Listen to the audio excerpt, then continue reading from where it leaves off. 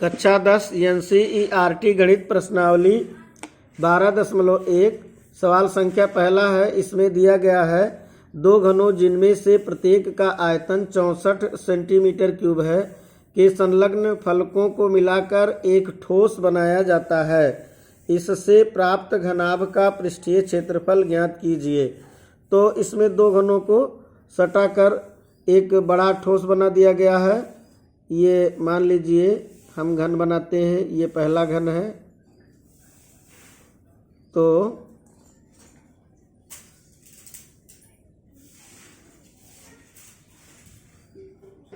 इस प्रकार से इसमें दो घन है, एक घन ये हो गया और दूसरा घन उससे सटा करके रखा हुआ है।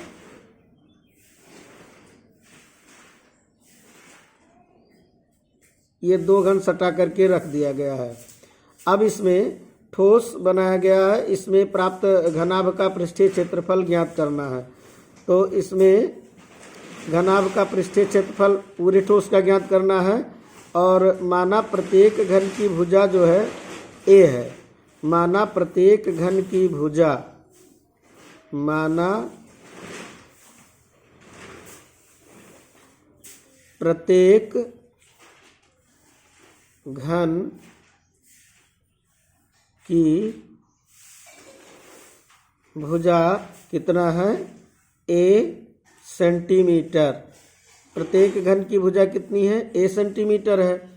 तो प्रत्येक घन का आयतन 64 दिया है और घन का आयतन होता है ए क्यूब। तो प्रत्येक घन का आयतन ए क्यूब और प्रत्येक घन का आयतन कितना दिया है? 64। तो इस तरह से ए क्यूब बराबर बनेगा, ए क्यूब बराबर 4 का क्यूब, 4 चौक 16 चौका 64। तो 4 चौक 16 चौका 64 यानी कि ए क्यूब बराबर 4 क्यूब बनेगा। तो इस तरह ए का मान कितना आ गया? 4 आ गया, 4 सेंटीमीटर आ गया। तो ये जो पहले प्रत्येक घन है तो 4 4 4 इसकी लंबाई चौड़ाई ऊंचाई, 4 4 4 इसकी लंबाई चौड़ाई ऊंचाई। लेकिन जब ये सटा कर रख दिया गया तो इसकी लंबाई 8 हो जाएगी। यानी 4 इतना लंबाई का ये और ये 4 इतना, तो 8।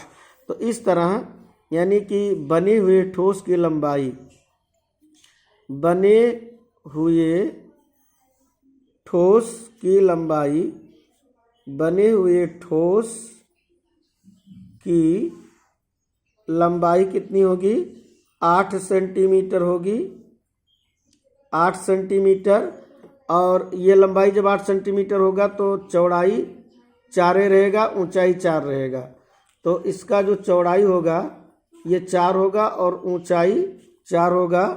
यानी कि लंबाई को यल कहते हैं, यल बराबर लंबाई, चौड़ाई ब्रेथ माने चौड़ाई, बी बराबर इसमें 4 सेंटीमीटर होगा और ऊंचाई हाइट यानी एच बराबर 4 सेंटीमीटर होगा।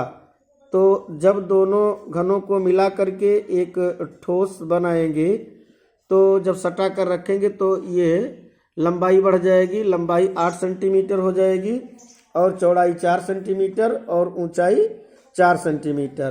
तो इस तरह बने हुए ठोस का जो है हमको ज्ञात करना है पृष्ठीय क्षेत्रफल, प्राप्त घनाभ। यह जो है एक घनाभ बनेगा, ये लंबाई चौड़ाई ऊंचाई तीनों बराबर नहीं है तो ये घनाभ है। तो घनाभ का पृष्ठीय क्षेत्रफल बराबर क्या होता है? प्राप्त घनाभ, प्राप्त घनाभ का पृष्ठीय क्षेत्रफल। तो पृष्ठीय क्षेत्रफल का सूत्र होता है 2 रूट में LB प्लस BH प्लस, नहीं ये रूट में विकर्ण की लंबाई होती है, 2 ब्रैकेट में LB plus BH plus HL। ये प्राप्त घनाभ का पृष्ठीय क्षेत्रफल है। क्या होता है?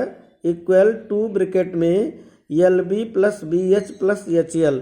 अब इसमें मान रखेंगे 2, लंबाई कितना है? 8, यहाँ लंबाई 8 है, ब्रेथ यानी चौड़ाई 4 दी गई है, प्लस ब्रेथ 4 दी गई है, हाइट 4 दी गई है प्लस यहाँ पे हाइट 4 है और लेंथ, इसकी लेंथ कितनी है 8।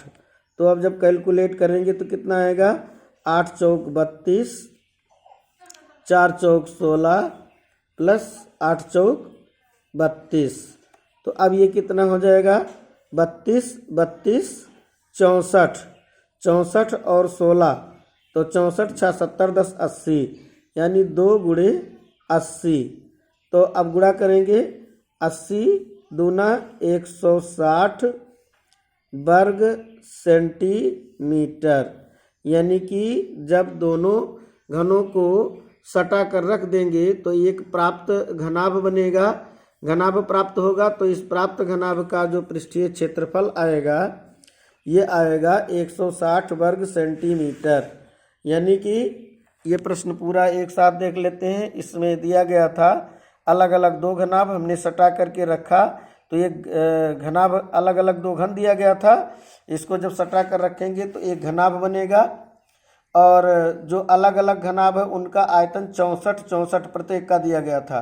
तो माना प्रत्येक की भुजा ए है तो ए क्यूब बराबर 64, तो इस तरह ए बराबर 4 प्राप्त होगा। और जब सटा कर रखेंगे तो लंबाई 8, चौड़ाई 4, ऊंचाई 4 और घनाभ का पृष्ठीय क्षेत्रफल क्या होता है बराबर 2 ब्रैकेट में LB plus BH plus HL मान रखेंगे तो हमारा उत्तर कितना आएगा 160 वर्ग सेंटीमीटर आ जाएगा।